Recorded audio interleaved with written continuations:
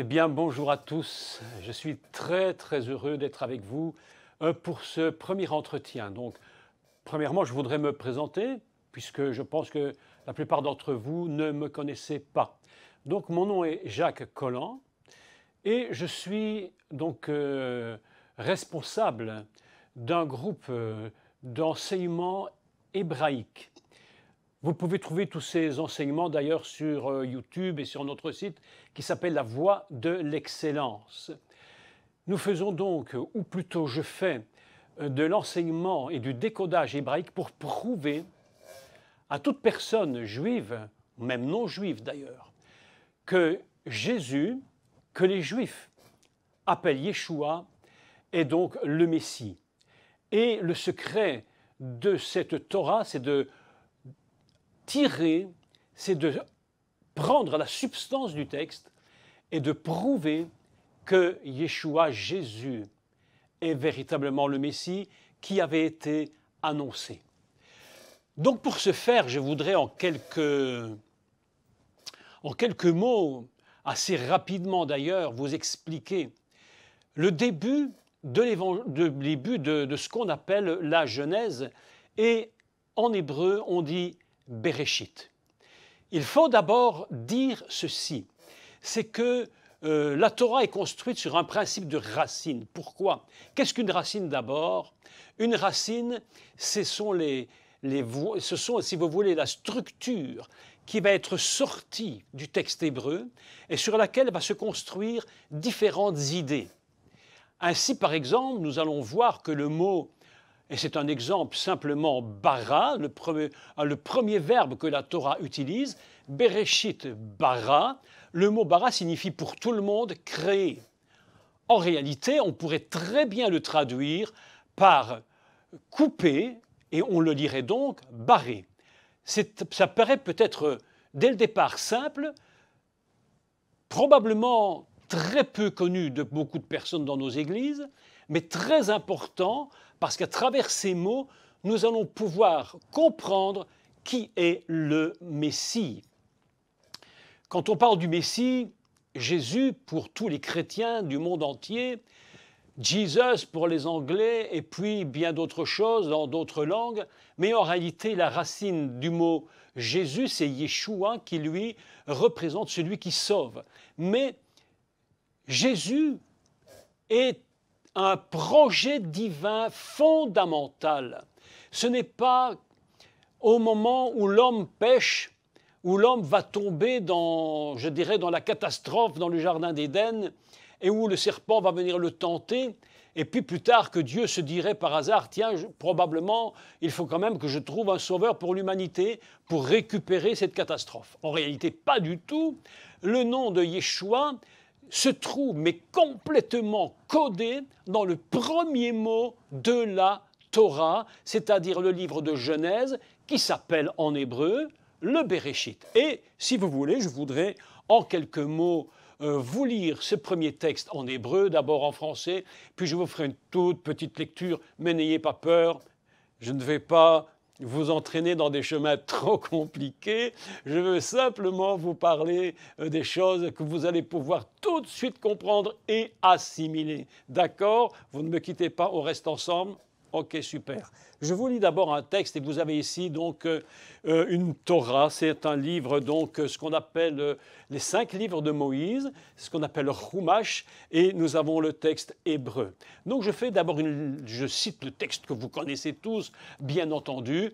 Au commencement, Dieu créa les cieux et la terre. En hébreu, on le lit Bereshit bara Elohim et hashamahim vehet haaretz. Alors, qu'est-ce que ce texte peut bien vouloir nous dire par rapport au premier mot? Le premier mot est construit sur 2 principes fondamentaux. Le premier, c'est la première lettre qui est extrêmement importante. Pourquoi cette lettre est si importante? Simplement parce qu'elle est la première.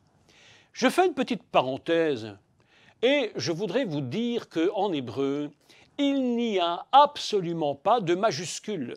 Nous, en français, nous écrivons un mot au début d'une phrase, nous mettons une majuscule. En hébreu, absolument pas du tout.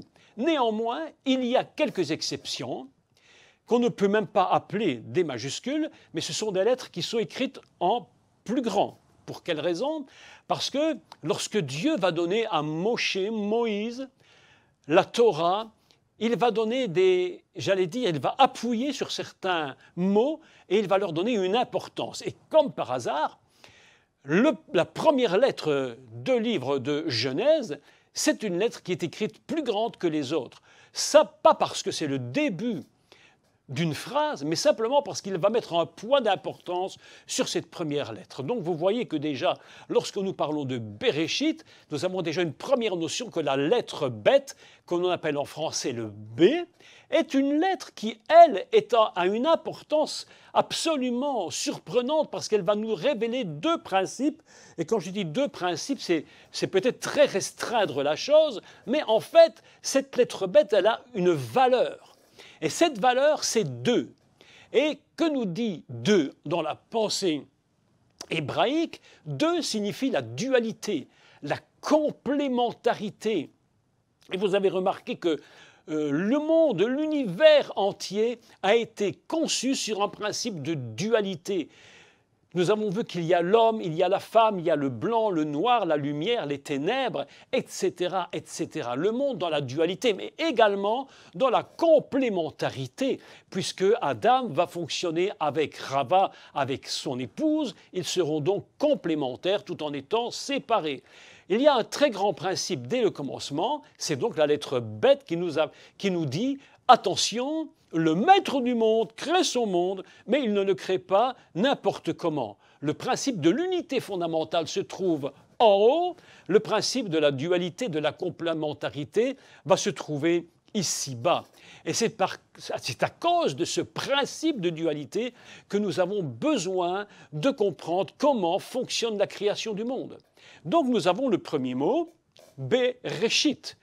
Et la deuxième partie de ce mot, c'est donc le Réchit. Et qu'est-ce que le Réchit? Eh bien, je vais peut-être vous surprendre, mais le Réchit, en fait, c'est un mot qui signifie les prémices. C'est un mot qui signifie également, et c'est le prophète Isaïe qui va le dire, le mot Réchit, c'est Israël. Et vous savez tous que de ce Réchit, la prémisse, Israël étant sorti, Israël devient véritablement le principe divin dans lequel Dieu va puiser à l'intérieur la structure messianique qui s'appelle en français Jésus, en hébreu Yeshua, le Sauveur. C'est-à-dire que dans le premier mot, Bereshit, nous avons le principe fondamental que le Messie est présent, non pas seulement au moment où il va venir sur la terre, mais il est donc de toute éternité. Il est absolument le premier, il est celui qu'on appelle en grec, mais vous le savez, je sais que vous le savez, hein, l'alpha et l'oméga. En hébreu, on appelle Aleph et Tav, mais l'Aleph et le Tav représentent l'éternité. Et le Messie lui-même est conçu dans le principe initial de Dieu comme étant le centre de tout l'univers. D'ailleurs, Paul, qui était d'ailleurs le rabbin. Vous savez que Paul était un rabbin, et en tant que rabbin, lui, il a une connaissance de tout cela. Et il va dire une déclaration très importante, il va dire que tout est en lui, tout est avec lui, rien n'existe sans lui, rien, ni le ciel, ni la terre, rien n'existe. Il est le commencement de toute chose.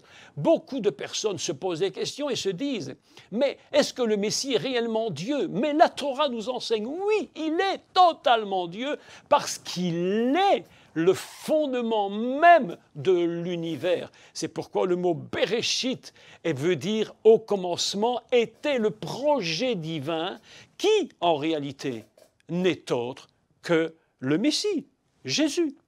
Paul l'avait compris et il va expliquer, et il va le dire aux Colossiens, il va le dire aux Galates, il va le répéter, que tout est en lui et que rien n'est fait sans lui. Voilà donc une introduction, mais tellement brève, mais à la fois si importante que si nous comprenons que tout est fait en lui, alors notre objectif et notre pensée va complètement changer. Et le principe de la dualité du commencement de la première lettre va nous entraîner dans une réflexion fabuleuse où il est dit que Dieu sépara.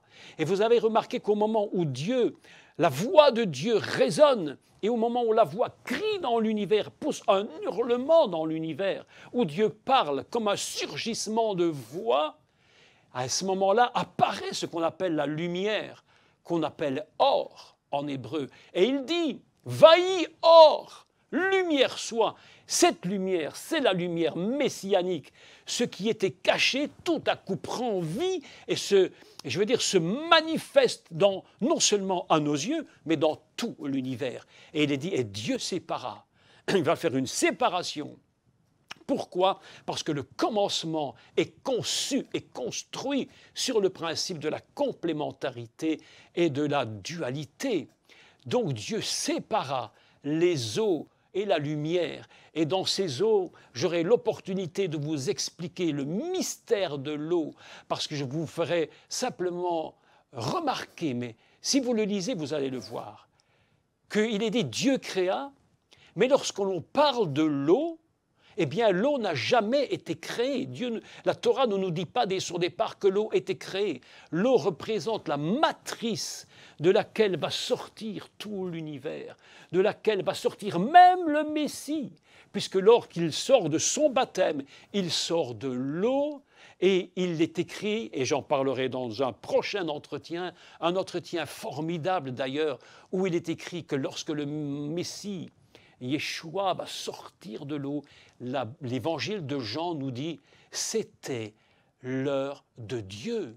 Mes amis, voilà en quelques minutes, rapide, une légère introduction, mais nous aurons l'opportunité, et je crois que ça vous intéressera d'écouter encore d'autres cours. Et je voudrais vous présenter simplement un petit livre, enfin mon livre que j'ai écrit, si vous voulez savoir qui je suis, réellement, et tout le parcours que nous avons vécu depuis tant et tant d'années. Il faut dire que je prêche depuis l'âge de 17 ans et j'en ai aujourd'hui quand même quelques dizaines de plus. Donc ça fait près de 50 ans que je prêche l'Évangile et c'est ici mon histoire, mon récit, et ça commence vraiment d'une manière formidable dans les années 1890, lorsque mon arrière-grand-père s'est donné au Seigneur et toute notre famille a servi Dieu dans le ministère à travers le monde entier, en Indonésie, en Afrique.